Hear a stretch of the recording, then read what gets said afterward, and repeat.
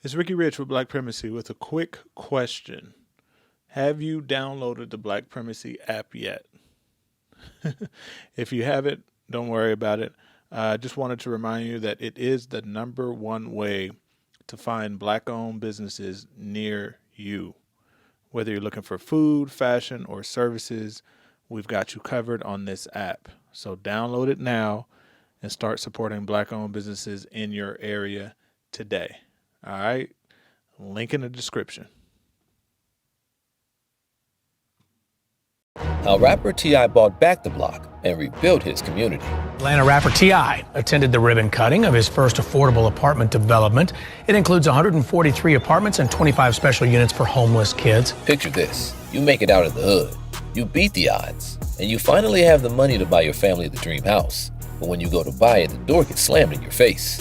That's the real-life story of Atlanta's T.I., the owner of a house in the exclusive Eagles Landing's Country Club. And they killed the deal for one reason. The neighbors made it clear they didn't want a black man from Bankhead moving in. The owner wouldn't sell me the house because the neighbors was like, nah, we don't want no, like, we don't want no. But they messed with the wrong one. Because T.I.'s response wasn't to fight for one house. It was to build 143 of them. He bought an abandoned Kmart in his own neighborhood and turned it into a community. Checking on my development here on Bankhead, man. Right here used to be the old Kmart, Giant Food. Now we got affordable housing, 143 units going up, mixed-use community. Creating a sanctuary for homeless youth with 25 of those homes.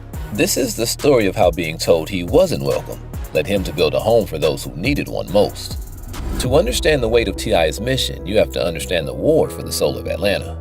For decades, Atlanta's been called the Black Mecca. It's the city of Dr. King, of Outkast, of trap music. It's a city built on the foundation of black culture, resilience, and power. But while the world was watching the culture, developers were watching the property values. A silent hostile takeover has been happening for years. Neighborhoods that were the cradle of the trap sound, Bankhead, Center Hill, Grove Park, became ground zero for gentrification. You've heard T.I. put it best himself. Outsiders come in, prices go up. And the people who gave the city its heartbeat get pushed out. They've been pushed out to the outskirts. And that, to me, that's a travesty. Imagine being born and raised on the Westside. Your family's been there for generations. Your grandmother remembers when the streets were dirt roads. You remember when the trap was a way of life, not a subgenre on Spotify. And now, you can't even afford to rent an apartment in your own neighborhood because a new stadium or luxury condo development has sent prices into the stratosphere. As T.I. said, if you were born on the West Side, you should still be able to live on the West Side. You shouldn't have to move to Macon just because the city got too expensive. The stakes were never just about houses. This was about cultural erasure. It was about the slow, silent demolition of a legacy. If the people who created the culture can no longer afford to live in the city, is it even Atlanta anymore? Or is it just a hollowed-out replica, a museum of a culture that was priced out of existence? Before T.I. could become a real estate mogul, his entire world had to be shattered. This is the part of the story most people have forgotten. May 4th, 2006, T.I.'s at the peak of his musical career. After a show in Cincinnati, his entourage is caught in a violent altercation on the highway. Gunshots ring out, and when the smoke clears, T.I. is holding his close friend and personal assistant, Philon Johnson, as he bleeds out and dies. The tragedy broke him. As T.I. himself said, after that, he didn't want to do music anymore. The joy was gone. The king of the South was lost, searching for a new purpose. Driven by tragedy, he threw himself into a world of business. But this new path was a different kind of war. This wasn't the trap. This was the jungle of corporate giants. He'd walk into banks with multi-million-dollar visions, and they'd see a rapper with a rap sheet. So T.I. did what he always did. He bet on himself, pouring his own cash into the mission. But his money wasn't endless, and the competition spilled blood in the water. He was in a high-stakes poker game where the billionaires at the table had endless chips. Imagine the scene. T.I. had a key property lined up in Center Hill. He makes an offer. Suddenly, a bigger offer comes from a shadowy LLC, and the deal is gone. Another property in Grove Park. He's ready to close, but it's buried in so much red tape that by the time he can make a move, the corporate developer has already swooped in and bought the entire block. He was being outmaneuvered at every turn. He was in a street fight against enemies who wrote the laws of the street. Millions of his own hard-earned dollars were vanishing into a black hole of lost deals. The man who had conquered the music world was on the verge of being pushed out of his own backyard. And the promise he made to his community was on the verge of becoming a colossal public failure. So how does an underdog hustler beat the Goliaths of real estate? He uses an unfair advantage they could never have: street knowledge. This is where T.I.'s past in the trap became his secret weapon. He didn't learn business in a boardroom. He learned it on the block. He understood the city's rhythm, its people, and its hidden value in a way no outsider ever could. His entire strategy was a masterclass in this. As he said, you hear that a stadium is being built? Purchase something before the stadium is built. This is right when I got word that they were building Dome up the street. This is the first acquisition. We got this store, these two houses next to it. I never wanted a liquor store, but the plan here is to take all of the property that we have and we're going to develop mixed use. While the developers were waiting for the Mercedes-Benz Stadium to be finished, T.I. was already on the ground buying up properties before the values exploded. That's a hustler's foresight.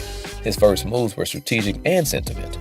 He partnered with Killer Mike to save Bankhead Seafood, a legendary spot where you could feed a family for $5, preventing it from being turned into a Starbucks. The return of Bankhead Seafood. Two famous rappers from the neighborhood are going to reopen it. When Bankhead Seafood closed its doors, it was a shock to the Westside community. Rappers Tip Harris and Killer Mike plan to reopen the popular restaurant next year.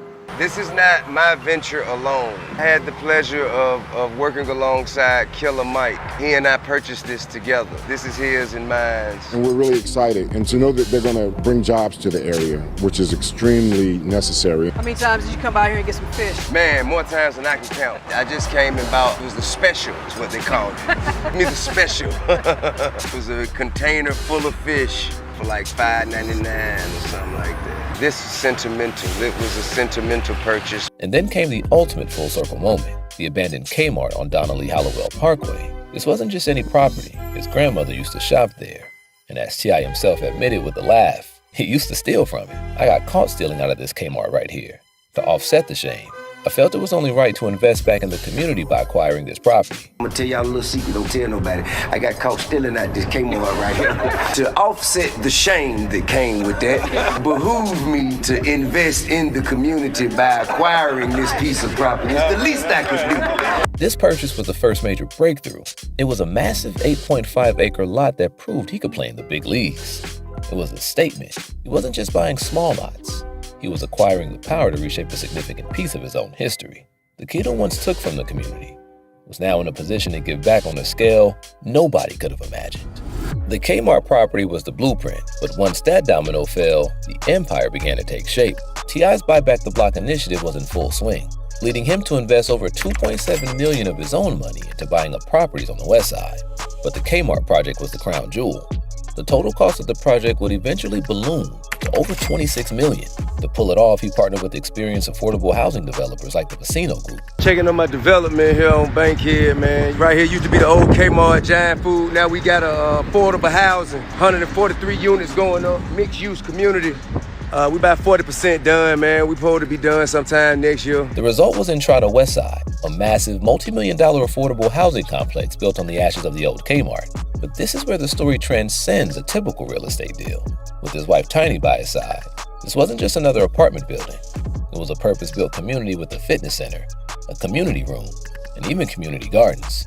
The project created 143 units of high-quality affordable housing. And here's the part that shows the true depth of his mission. 25 of those units are specifically reserved for homeless youth, providing them with permanent supportive housing through Atlanta's Housing Home Flex Haven program. Think about that transformation. A place where he once hustled and stole as a kid, driven by a lack of options, was now a place of refuge for the next generation of at-risk youth. The mission, born from personal tragedy and defiance, had evolved into a policy-level operation that was changing lives. Let's pull this out of the world of contracts and zoning permits. What does this empire actually look like on a human level? It looks like one of those 143 families at Entrada Westside. Imagine a single mother, born and raised in Bankhead, who was on the verge of being priced out of her own city. Now, she has a safe, beautiful, affordable apartment, a block away from the street she grew up on. I love it. Nice and spacious, nice and modern.